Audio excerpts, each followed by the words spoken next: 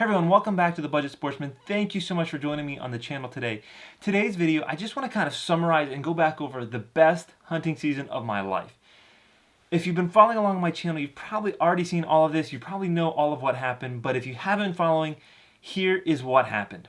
My season started out here in Pennsylvania, September 29th was the opening day of archery season. The opening day, I got into my stand late.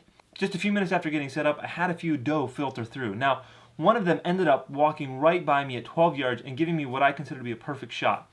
This was my first time self-filming and first time using lighted nocks. I got it on camera. I was super pumped and was convinced that I made a great shot. Sent the video of the shot to some of my friends. Everybody said, man, go after that deer. You got a dead deer. I got down. There was some not so good matter on the arrow. There's some stomach matter. And long story short, we ended up not finding that deer. So it was kind of a bummer way to start the season. I was looking for some confidence booster going into my first ever year being able to hunt Ohio. Now the next few weeks were slow, it was hot, very little deer movement, but finally toward the end of October, I think it was October 25th, I finally put myself in a position to get my first deer of the year and I was able to harvest a doe. Now what happened was it was in a position in the corner of a field where I've wanted to hunt for a long time, but there's just no trees there to use a climbing tree stand. So I ended up in a hang-on, and this was my first time using a hang-on, my second sit in that particular stand. I ended up harvesting this doe, and so that was awesome way to finally get the season on a roll there. Just about a week and a few days later, November 3rd, that whole week I started to see a lot of action, started to see bucks moving, and November 3rd I had a doe come running by me, and I was able to take a 6-point buck that night. That was only my second buck ever taken with a bow in my life. Now let me also say this. Over the years, my hunting as a teenager was slow. We didn't see a lot of deer activity. We didn't spend a lot of time hunting. And only in recent years have I started to actually start harvesting deer with a bow. So up until this year, I'd killed 4 deer with a bow. And this year, I killed an additional 3. So to have only killed 4 in my life and now to kill 3 this year, it helps you to put in perspective why this is the best season of my life. Killed that 6-point, super pumped. That put me in a position to be tagged out in Pennsylvania.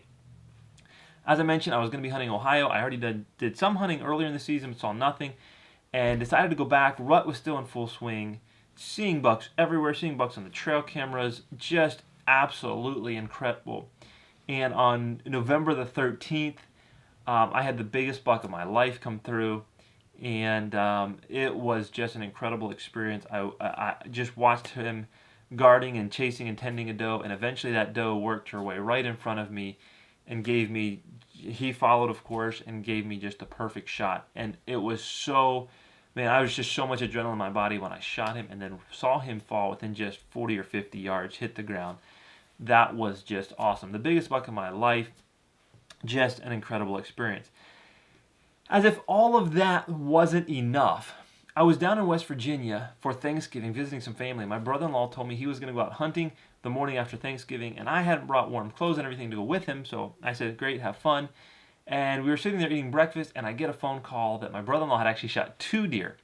So myself and another brother-in-law went out to be with him and help him get the deer out of the woods, and that was really cool for me because I don't normally get to hunt with that part of my family. They live in other places, and so that was just really cool for me to be a part of that, even though it was kind of after the fact. Turned out that it was Jason's biggest buck that he's ever taken in West Virginia, so that was pretty cool as well.